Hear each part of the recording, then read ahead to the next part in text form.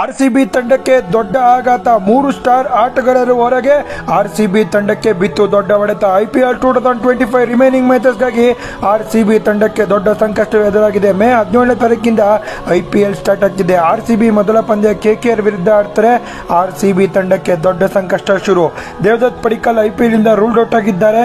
Hazel wood ನಾನು ಮನೆಯಿಂದ IPL ಆಡೋದಕ್ಕೆ ಬರಲ್ಲ ಅಂತ ನಿರ್ಧಾರ ಮಾಡಿದ್ದಾರೆ. ರಜತ್ ಪಡಿದಾರ್ಗೆ ಫಿಂಗರ್ ಇಂಜುರಿ ಕೂಡ ಆಗಿದೆ. ಹಾಗೇನೆ ಸೌತ್ ಆಫ್ರಿಕಾ ಪ್ಲೇಯರ್ಸ್ ಲಿಂಗಿಸ್ ನೆಗಿಡಿ ಅವರು ಬೇಗನೆ ಹೋಗ್ತಾ ಇದ್ದಾರೆ. ರೊಮಾರಿಯೋ ಶೆಪರ್ಡ್ ಕೂಡ IPL ಬಿಫೋರ್ ಪ್ಲೇ ಆಫ್ ಮುಂಚೆನೆ ಹೋಗ್ತಾ ಇದ್ದಾರೆ. RCB ತಂಡಕ್ಕೆ ಸಂಕಷ್ಟದ ಮೇಲೆ ಸಂಕಷ್ಟ.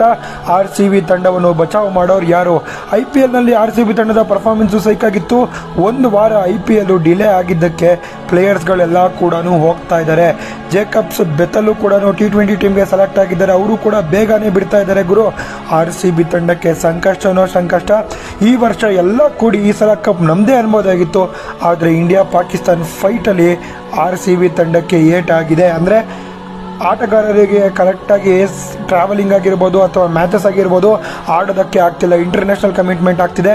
ಅದಕ್ಕೆ RCB ತಂಡದ ಸ್ಟಾರ್ ಆಟಗಾರರು RCB ತಂಡದ ಪರ ಆಡೋದಿಲ್ಲ. ಹೇಜಲ್ವುಡ್ ಬರೋದಿಲ್ಲ.